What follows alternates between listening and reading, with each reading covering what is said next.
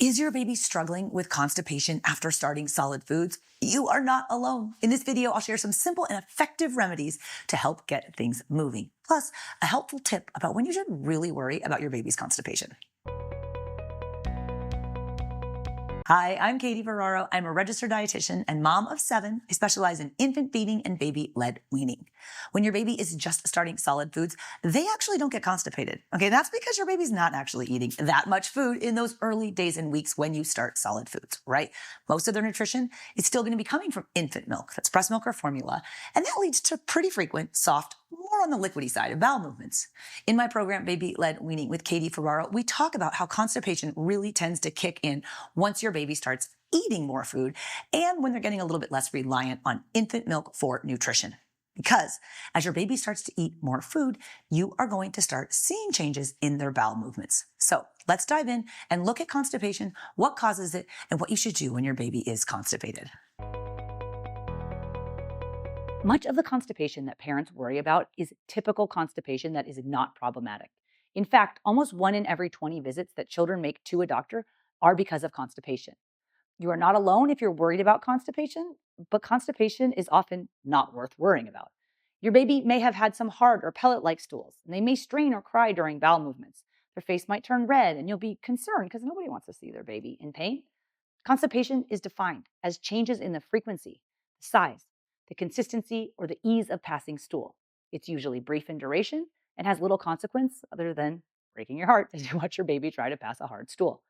Constipation in children is defined as fewer than 2 bowel movements per week with stools that are hard, dry, or lumpy and difficult to pass. Problematic constipation occurs when your baby's bowel movements drop to fewer than 2 per week and they have trouble or even pain passing that. Now, usually your baby will have pellet-like stools, and then a while later will be followed by like a big soft blowout.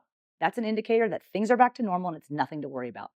It's when the hard stools are not followed by the soft blowout or the soft stool, and if your baby is continually having discomfort, then it would be time to check in with your provider.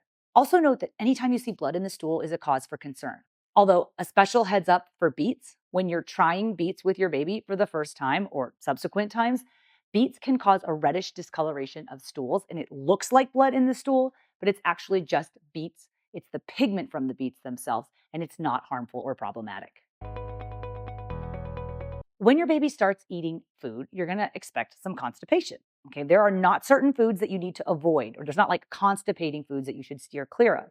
If you're offering your baby a variety of foods, they're going to do fine. In this program, you are offering your baby a variety of foods, and there's fiber in there, which is an important component of foods. It adds bulk to stool and then helps with gut motility or keeping things moving along. Okay, your baby's also meeting their hydration needs from infant milk, plus the water content of the foods that they are eating. So if you think about the things that cause constipation in adults, there's 3 main culprits. Okay, constipation is caused by a low fiber diet, a sedentary lifestyle, and inadequate fluid. So if your baby's dehydrated, the risk of constipation goes up. For babies that are weaned on a highly refined diet, like lots of white rice cereal, the risk for constipation goes up. Okay, and while most babies are not crawling yet, at the time when they start solid foods, okay, they're going to be crawling soon, and then they're going to be walking shortly thereafter. And that increased mobility means increased gut motility. You're going to see less constipation once your baby's crawling and walking. Another benefit of including whole grains as opposed to refined white carbohydrate foods in the diet is that whole grains naturally contain fiber.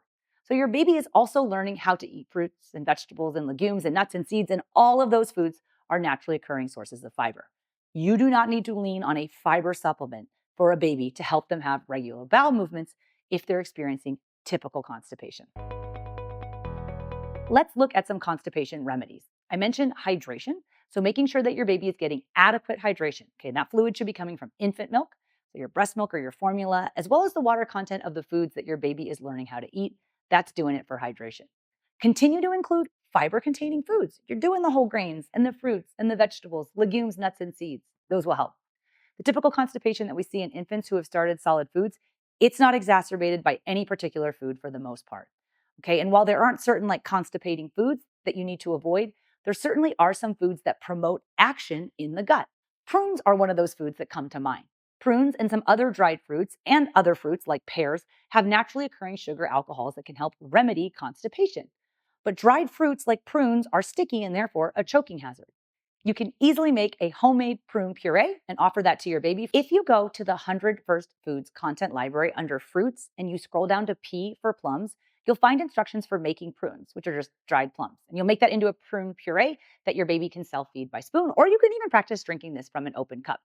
A little bit of prune juice or fruit juice also sometimes does the trick for constipation. And while it's generally not recommended to offer babies juice, if you need a little constipation relief in moderation and on occasion, fruit juice is fine.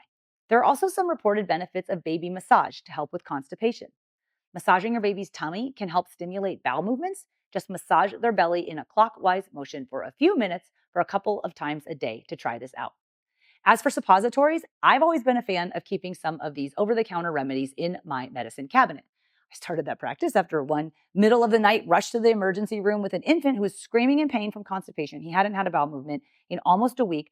All they did at the ER was give him a suppository that I could have administered at home, and then they sent me a huge bill from the ER. So, of course, regular reliance on suppositories is not ideal. It could be masking a larger underlying problem. So, always check with your provider. But anecdotally, I have found that most parents are going to deal with a few bouts of constipation during the weaning period, most of which is going to be totally harmless. Occasionally, a suppository can help. So yeah, your baby is going to have some degree of constipation when they start solid foods, and that is typical and it's to be expected. Some of the foods that can help alleviate constipation, like prunes, for example. Dried fruits, those are not safe for early eaters, but you can modify those foods and make them safe for your baby and help with some of that constipation. If you're looking for step-by-step instructions on how to start solid foods safely with baby-led weaning, my comprehensive online program is called Baby-Led Weaning with Katie Ferraro, and it is the solution for you. This is an expert-led, proven approach to help your baby learn to eat real food. The program is packed with video trainings to help you master baby-led weaning, along with meal plans, feeding schedules, shopping list recipes, videos, and instructions for preparing over 100 safe baby-led weaning foods for your baby's current age and stage. And when you join the Baby-Led Weaning with Katie Ferraro program, you also get access to my 100 First Foods daily meal plan, so you'll never have to worry about which food to feed your baby next. Sign up and get started today at babyledweaning.co/program, or check out the link in the video description to learn more. And happy feeding.